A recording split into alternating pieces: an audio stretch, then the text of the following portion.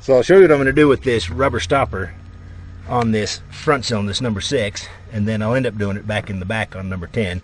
But just to show you, just take this rubber stopper, just jam it in this spark plug hole so it fits in there nice and snug. So there we go, it's just nice and tight in there. Then take this end, hook it up to your 20 psi, crack this little valve, and you'll hear the air rushing in there. This one, of course, still has a spark plug in it. It's number 6. I'm not working on that yet. I'll just do the same exercise, hook it up back in there, shove it down into number 10. But I need both hands, so I can't film and do it at the same time. So I'll get it tucked into number 10, get the air hooked up to it. Then I'll crawl underneath and turn the engine over till it pops. Okay, I ran into something interesting. I plugged this into cylinder 10, got it jammed in nice and tight, and as soon as I hooked the air up to it, it popped out. So that tells me that the valves are closed. So whatever position I was in working on the other side last, and when I was blowing everything out, I'd moved the cylinders a little bit on the passenger side. So right now it says cylinder 10 is sealed, but I don't really know where the piston is. And there's also an interference between the cutting tools and the valves and the cutting tool and the top of the piston if the piston's up too high.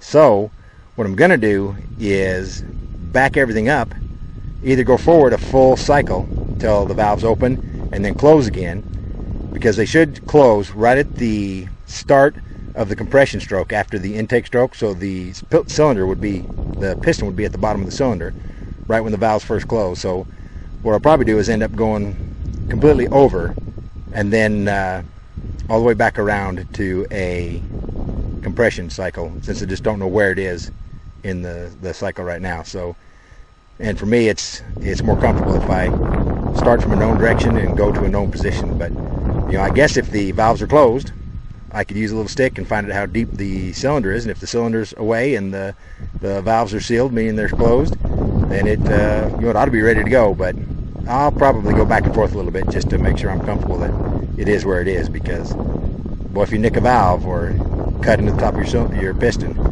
you know, that's a game changer. So I don't want to do that. It's worth me laying under there long enough to turn it over and make sure I know where it is. All right, to turn the engine over on this truck, what I've got here is a, don't know if you can see it or not, it's an 18mm socket on the end of a 1/2-inch breaker bar. And what I do is I'll crawl under here. I put a piece of just cardboard down to keep me out of the dirt, since I'm doing this farmer style. Take this 18mm socket on this 1/2-inch breaker bar, and what you can do is you're going to get up underneath here. I don't know how well you can see this, but let's see if I can get a better picture. So right here on the front of the crank, you can get this wrench up to it. I don't know if you can see that or not, but there's a 18mm bolt right here on the end of the crank that you can get this breaker bar up onto and turn this engine over. So I hope you can see that from here. But what I'll do is just take this breaker bar and it'll just go up in, get up in there, it'll just go up inside there, and I'll fit it on the end of that bolt and then just turn the engine over, and then I'll release it by hand, put it back on there and turn the engine over until I get the pistons where I want them. Okay, so I've got cylinder 10, piston 10 back down, so I'm going to put this camera here and crawl underneath, and hopefully you can hear the air bleeding out of this. I don't know if there's somewhere I can put this or not where you can kind of pick up the sound, and maybe you can see that, maybe you can't. But I'm going to leave that right there. Maybe not. But maybe you can hear that. And then as soon as I get underneath there and start turning that, turn the crank, the piston will move, the valve should close, and it should pop right out of there. So give this a shot.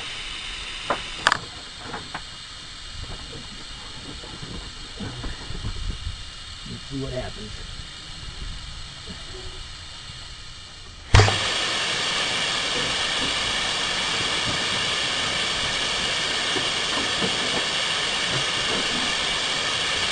All right, well, that sounds pretty good. So that's pretty much what you're listening for, and I can hear that from clear underneath the truck where I'm working on it.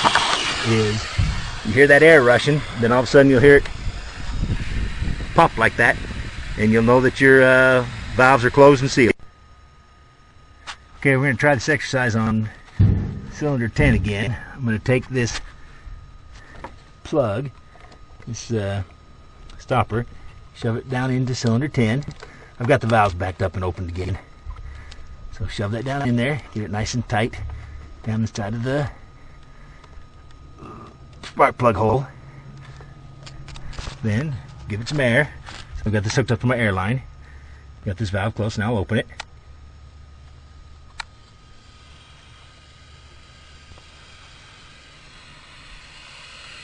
You should be able to hear that. That's air rushing into the cylinder and out through, let's see, so it should have been the bottom of an intake, so probably through the intake manifold. So air is rushing into the cylinder, out through the valves, into the intake manifold. And what I'll do is I'll go under and twist the crank again, and you should hear it run like this, and then it should pop that little tube out of that hole. I don't know if you can see that at all from this angle, but you can sure hear it. But I can hear it from underneath the vehicle. So let's see if that works again. It doesn't really look like it wants to sit there. Let's see if that gets it. But you should be able to hear that. I'll turn the crank a little bit till those valves seal up again, and it should pop right out of there.